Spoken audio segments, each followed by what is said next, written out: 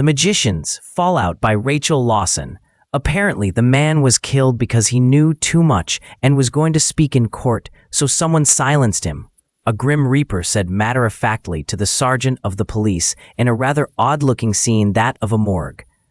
"Mortimer, who killed him?" asked the sergeant, in no way scared or nervous, talking to him. It seemed natural for him to be there. The ghost did not say. He said he knew nothing of the crime he was going to reveal or of his own death.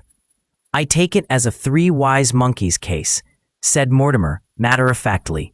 "You mean he won't say what he knows?" said Reynard Alexander, the sergeant. "Yes," spoke the reaper in a dying voice. What was he going to tell the court? The true identity of Reynard was interrupted by the entrance of a man in a blue tux, top hat, and mask. He looked nervous. "Lancelot Alexander," scoffed Reynard, who was his grandfather's and mother's uncle. His parents were cousins. "Why are you nervous around our friend Mortimer?" "There must be another reason," snarled the reaper, who knew Lance was hiding some dark secrets. "This is probably the work of the Necromancer," Mortimer hissed. "I wouldn't know," Lance said offhandedly. "If it was him, the man deserved it." "I know the Necromancer thinks so," said the reaper. "Uncle, where is my father? Something has happened," said Lance, looking the reaper dead in the eyes. "What has happened that you need him?" asked the reaper. "I haven't seen him today," said Reynard. "Mother is in the hospital," said Lance nervously.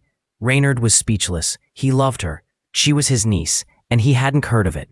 He and his brothers had initially arranged their marriage, but Blake and she despised each other. Later, they developed a deep love for each other. Blake was the heir to the empire of the solar system. He was now the emperor. She was the daughter of the king of time. They saw great promise in the match. She was known as the Angel of Time. One of their sons, the Timekeeper, the most powerful being of their race, and the loneliest, inherited their powers.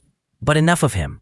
Why didn't you tell us before, you psycho?" said the reaper, his voice no longer disguised. It was Blake who spoke. "She was attacked in a home invasion. She's critical. She was shot. And the doctors are worried she won't make it through the night," Lance said, not wanting to be the one to tell the reaper his wife was dying. "I had better go find friend Blake," said Mortimer in his disguised voice. "Me too," Lance said, dematerializing after his father. A man in a doctor's outfit came dashing out of a medicine cupboard in the hospital. "There you are, doctor. We were looking everywhere for you." "We have another job for you," an orderly said. "For heaven's sake, don't beat around the bush," grumbled the doctor. "Another freshie for you," said the orderly. "Please refrain from referring to them as freshies. Call them a dead person," hissed the doctor. "Okay, another dead person," said the orderly. "Take me to them," the doctor demanded. "Dr. Death has come to do his job," announced the orderly to the nervous nurse inside the room with the body. "I'm a coroner, not Dr. Death," said the doctor, entering the room. "So sorry," a reaper said. Walking out of the room, the doctor ran to the bedside of the dead person. "Oh my God, no," the doctor said, weeping tears of blue electric fire, which crystallized, betraying his inhumanity to his colleagues. "Blue Midnight is Dr. Death," cried the orderly. "Really, Sherlock, how didn't you know?" said Blake. "I was called here by my son because my wife was critical. I just told him about his wife's death." "Hey, that's your job, telling people their relatives are dead." The orderly moaned. "I'll do you the same favor one day," snarled Blake. "Who killed her?" roared Blake. "We don't know," the nurse said. "I will not rest until she is avenged," screamed Blake. "Now you are talking like me," Lance said, entering the room. Blake embraced the man he despised most in the world, his own son, whom he saw as a monster. He was also known as the Necromancer, Fate's Avenger, or to Blake, a mad, violent serial killer led by the nose by his boss, the Last Fate, Argent, who was Mortimer's boss too, but Blake never liked or trusted him. Argent had turned the young, dashing, heroic emperor into the king of the Grim Reapers with nothing to make him trust him. Lance had inherited his father's powers of sorcery and necromancy, just as his long-dead sister had. "If he is Blue Midnight, then you are his son, the Enchanter," the nurse said in awe of them. They were alien superheroes to the world. Their darker lives were less well known. "I'll help you," said Lance coldly. "No one escapes my vengeance." "For God's sake, stop boasting, you psycho," Your mother lies freshly murdered, Blake snapped. Stop fighting, you two. Enter the vortex. I need you. A crying voice shouted from the swirling vortex. They walked into it, and a man in tears greeted them.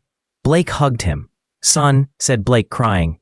I can't help save Mum, but we can avenge her, said the man. In the past, I saw him. In the pool of time, said Lance. Come, said the man, leading them to a glowing pool of water with the attack repeating in it. They heard him speak as he shot her. A life for a life, he said, and he shot her, and it repeated. Is this him? Asked Blake, seeing a man he knew. Yes, you met him, the dead stool pigeon, said the man. Him? Then maybe I did murder him after all, Lance said. Was he blackmailing Lance? Blake asked.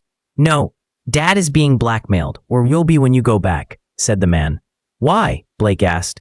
He finds out you are Mortimer, and he wants you sent to prison as a murderer, said the man. I didn't kill anyone, said Blake. Mortimer took his wife, the man said. She died. I took her for processing, said Blake. He doesn't see it that way, said the man. How did she die? Lance asked. You killed her, Lance, Blake lied. Lance felt terrible, thinking he had caused his own mother's death. She was in a car accident, said Blake seriously. Lance scowled. How did he die? Lance asked. I will attack him with my sword, the sword of time, said the man, to protect my family. Tempus, the Timekeeper. You never leave the tunnels of time for any reason, let alone to murder a man, Lance said, shocked. I saw it so that it will happen, Tempus said. No wonder the killer of your mum's ghost is refusing to talk, Blake said. He doesn't want to help or antagonize us more. Is there any chance of saving Mum? Asked Lance. No, but she will be avenged, Tempus said. When are we going to? Blake asked. 2 days before you left, Tempus said. Don't let your younger self see you. Why? Lance said. You don't know you are there. Don't want to change the past much, Tempus said. We saved the moon from a space cuckoo. Why can't we save our mum? Lance asked. Can we save her by not going back to save her? This is a fixed point in time. You cannot go back. It has already happened. The moon wasn't a fixed point, and it was the moon. Without it, there is no Earth. You were saving the Earth, Tempus said. Enter the vortex and do what has already happened. Here we go again, said Lance as they walked into the vortex.